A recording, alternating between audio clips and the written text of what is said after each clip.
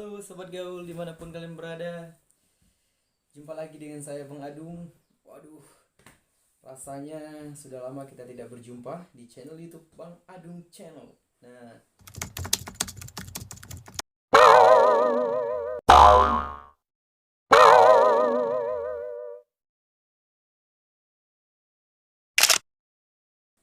Sobat Gaul semuanya, semoga kita semua tetap sehat, tetap dalam lindungan Tuhan Yesus Kristus. Sobat-sobat Gaul dimanapun berada, boleh selalu diberikan kesehatan. Selamat pagi terutama saya sampaikan untuk teman-teman dimanapun kalian berada.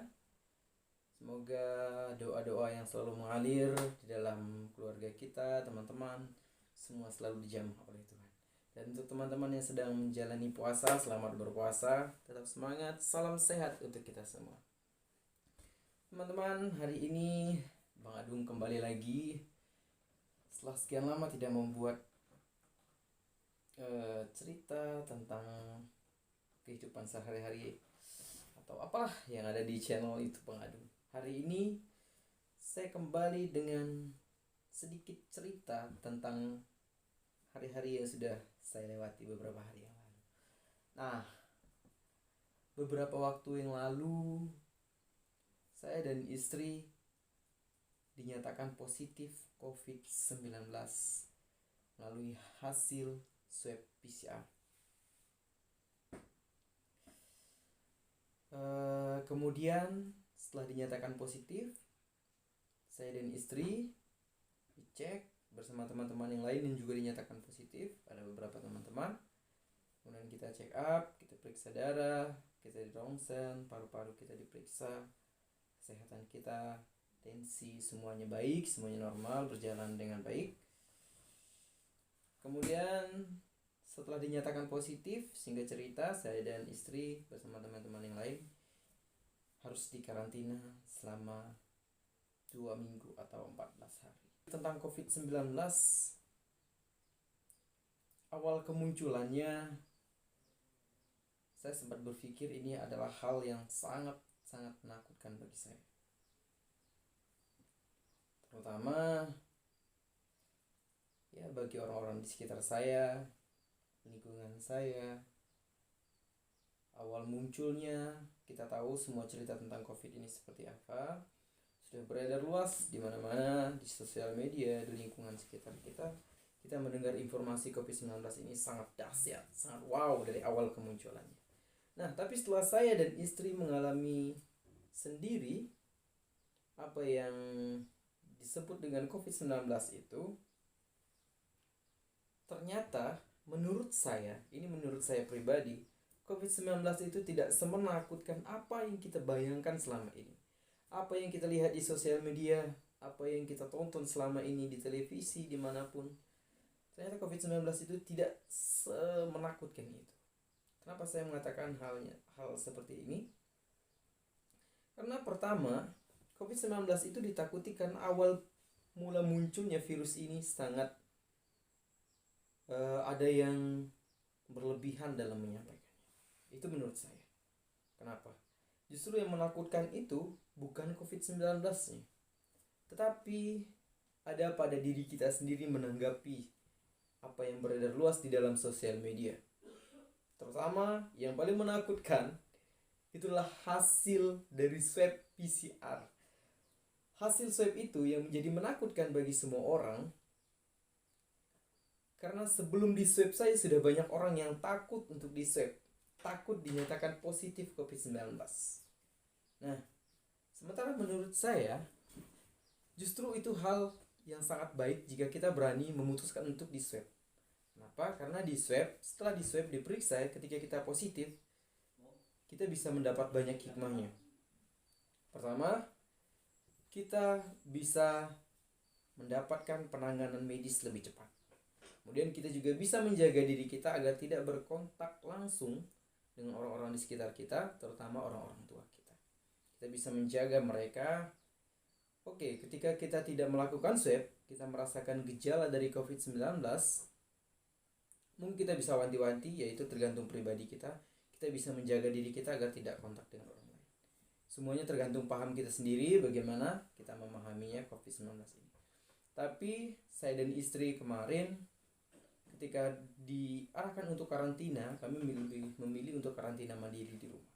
Nah, bagi teman-teman yang belum tahu gejala COVID-19 itu seperti apa, pertama-tama saya dan istri demam. Nah, demam itu berbeda, memang sedikit berbeda dari demam biasa. Seperti sedikit menggigil, terus nyeri pada persendian kaki, pergelangan kaki, tangan. Kemudian yang kedua, yang paling menjadi ciri khas menurut saya adalah indera perasa dan indera penciuman itu menghilang. Nah, indera perasa dan indera penciuman menghilang. Kemudian tenggorokan terasa sakit atau bisa saja seperti radang, agak sakit di tenggorokan. Kemudian kalau saya pribadi beberapa hari kemudian pas makan itu 2-3 suap makan sendok, beberapa sendok, kemudian selera itu menghilang, boleh dikatakan mual seperti mau muntah. Tapi saya paksakan itu hanya beberapa hari. Kalau saya pribadi, saya hilang penciuman itu hanya 1 hari. Nah, itu hanya satu hari. Saya tidak membuat diri saya panik ketika saya merasa kehilangan indera penciuman dan indera perasa saya. Ini pribadi saya, ini cerita saya. Saya banyak mengkonsumsi asam, buah asam. Kalau kemarin itu, kalau kita di sini saya sebut itu buah asam pelam. Itu kalau kita di sini. Tidak tahu di daerah teman-teman itu seperti apa. Asam pelam itu buahnya asam gitu, asam pelam mentah. Saya makan, saya buat rujak. Kemudian saya makan itu, saya konsumsi. Memang tidak terasa pedas, tapi keringat saya keluar. Tidak terasa asin apa manis atau apa, karena saya sudah mix buat rujak itu dengan cabai, gula, garam, semuanya. Tapi tidak terasa sama sekali lidah. Tapi saya hajar hantam makan makanan itu, dan puji Tuhan besoknya indera perasa saya benar-benar muncul, pelan-pelan muncul, dan indera penciuman saya juga muncul. Ketika belum muncul indera penciuman saya, mohon maaf, di toilet ketika buang air besar saja tidak bisa mencium bau dari kotoran kita sendiri. Itu. Tapi saya tidak berlangsung lama, hanya 1 hari, kurang lebih 1 hari atau 1 malam gitulah. Besoknya setelah saya seperti mengkonsumsi buah asam itu, indera perasa saya muncul. Kemudian yang seperti agak, bagi saya ya, agak menakutkan itu istri saya. Dia sempat 3-4 atau 4 harian lah, kurang lebih 4 harian hilang penciuman dan perasanya. Kenapa? Karena istri saya tidak bisa mengkonsumsi makanan yang berlebihan. Maksudnya karena dia juga dibatasi. Nah, kekhawatiran saya terletak pada istri saya. Kenapa? Karena pada saat terkonfirmasi positif COVID-19, istri saya sedang berbadan 2, sedang hamil. Nah, itu sempat menjadi kekhawatiran saya. Tapi saya berusaha untuk tidak panik. Saya membawa semuanya dengan enjoy, tenang. Mengkonsumsi obat-obat yang diberikan dokter, itu vitamin, antivirus. Kemudian ya ada beberapa jenis obat lain yang khusus untuk istri saya, dan juga untuk saya itu berbeda, karena istri saya sedang hamil, obatnya berbeda dengan saya. Nah, kemudian dari itu, selain dari obat-obatan itu, selain dari vitamin yang diberikan dokter, saya di hari-harinya pagi-pagi saya berjemur sekitar jam 9, jam 10 itu berjemur pagi hari. Itu juga istri, untuk meningkatkan daya tahan tubuh, itu bagi saya. Tapi ada juga saya menggunakan cara tradisional untuk memperbaiki imun tubuh atau apa, kita sebut kita buat ramuan untuk mandi, itu kita sebut dengan betangas. Nah, kalau bahasa kita di sini betangas, nggak tahu kalau daerah-daerah lain apa atau bahasa Indonesianya apa. Itu rebusan air daun pepaya, terus daun sirsak, kemudian kulit batang kayu apa itu kemarin saya lupa, nanti kita cantumkan di situ.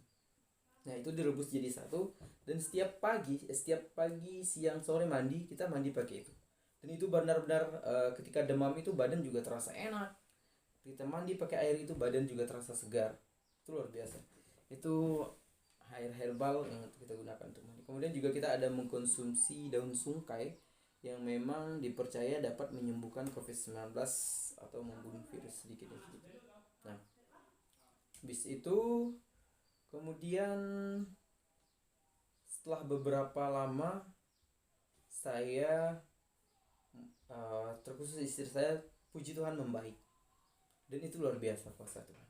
Nah, jadi apa yang mau saya sampaikan kepada teman-teman semua tentang COVID-19 itu? COVID-19 adalah sebenarnya bukan sesuatu yang menakutkan seperti apa yang kita bayangkan ketika COVID ini diberitakan di berita-berita muncul itu seperti apa. Yang ganas seperti ini, A, B, C, D. Berita di mana-mana menyatakan COVID ini sangat menakutkan. Tapi ternyata faktanya, saya sekalipun saat terkonfirmasi positif COVID-19, yang saya bayangkan adalah berita-berita itu. Itu yang menjadi menakutkan di dalam diri saya. Sebenarnya COVID ini sangat bagi saya, kalau pribadi saya sangat beruntung, merasa sangat beruntung ketika mengalami gejala itu dan benar-benar saya dinyatakan positif. Saya merasa beruntung. Kenapa? Saya secara tidak langsung saya mendapatkan ilmu baru di sini. Secara tidak langsung saya mempelajari hal-hal baru dari positif COVID-19. Saran saya untuk teman-teman, jika ada merasa bergejala seperti apa yang dinyatakan itu adalah gejala COVID-19, jangan takut untuk melakukan swab. Nah, jangan takut untuk melakukan swab. Kenapa? Karena swab, secepat mungkin kita merasakan gejala, secepat itu juga kita melakukan swab, kita akan cepat ditangani oleh tenaga medis, oleh dokter. Seperti saya, ketika dinyatakan swab, kita langsung ditangani oleh tenaga medis. Jadi, yang kita harapkan dari cepatnya kita ditangani, bahwa nanti keluarga kita juga tepat diurus oleh tenaga medis, kita juga segera dapat pertolongan. Positif COVID-19 itu bukan aib. Ingat teman-teman, positif COVID-19 itu bukan aib. Jadi jangan takut, jangan merasa minder, jangan merasa tertekan ketika kita dinyatakan positif COVID-19. Saya dan istri menyatakan dengan terbuka kepada orang-orang, saya dan istri terkonfirmasi positif COVID. Jadi mohon maaf, aktivitas kami akan sedikit terhambat, pekerjaan, kita minta izin dengan bos di kantor, teman-teman, rekan-rekan kerja. Dan positif COVID-19 kita juga mendapat hal-hal positif yang banyak di sekitar kita. Terutama kita mendapat dukungan, support dari keluarga, dari teman-teman. Kita didukung habis-habisan. Itulah menjadi ilmu yang menjadi kekuatan untuk kesembuhan kita. Nah, yang kita diberikan doa, kita diberikan dukungan, kita dikirim makanan oleh keluarga. Dan terima kasih untuk teman-teman, keluarga, rekan-rekan yang sudah berbaik hati, selalu mensupport, selalu mendukung saya dan istri. Terutama yang sudah antar makanan ke rumah, setiap pagi udah ada di teras rumah, sayur-sayuran, buah-buahan, roti, entah semuanya sudah diberikan. Saya ucapkan terima kasih. Itu positifnya dari COVID-19 itu. Saya sarankan untuk teman-teman yang merasa bergejala, jangan takut untuk di-swab. Nah, bagi teman-teman yang merasa sehat, yang merasa kuat, yang merasa dirinya aman dari COVID-19, tetap beri dukungan kepada teman-teman yang mengalami atau terkonfirmasi positif COVID-19. Jangan membuat argumen yang berlebihan, jangan membuat teori-teori yang tidak ada gunanya, tidak ada untungnya untuk orang-orang di sekitar kita. Yang kita jaga adalah keluarga, yang kita jaga adalah teman-teman kita. Itu. Kemudian satu lagi yang mau saya sampaikan kepada teman-teman ketika terkonfirmasi positif 19, yang paling penting satu hal itu adalah enjoy dalam diri kita menghadapinya. Jangan dibawakan beban, santai. Seperti saya dan istri, kita malah tidak seperti terkena COVID-19. Ya, kenapa? kita bawa semuanya dengan tenang. Di rumah kita bercanda, di rumah kita beraktivitas sewajarnya, kita membatasi diri, kita tetap melakukan karantina, turuti aturan protokol COVID-19, tetap jaga kesehatan untuk teman-teman. Nah, bagi yang saat ini teman-teman sedang di karantina yang menonton video ini, semangat, semoga kalian lekas sembuh, kalian cepat beraktivitas kembali, kalian boleh berjumpa, tidak berjumpa dengan keluarga, tidak terkurung lagi. Tetap semangat dalam masa karantina. Kemudian bagi teman-teman, keluarga, sahabat, dimanapun kalian berada, sekali lagi saya ingatkan, jika kalian sudah mendapat gejala itu, jangan takut untuk di swab. Nah, tapi kalau kalian tidak mau di swab, risikonya tetap ada. Risiko tetap ada di kalian, itu tergantung keinginan pribadi, tergantung kita masing-masing menyikapinya. Kalau tidak mau di swab, ya tetap menjaga diri, jaga protokol kesehatan. Ketika kita memang merasakan gejala yang sama dengan COVID-19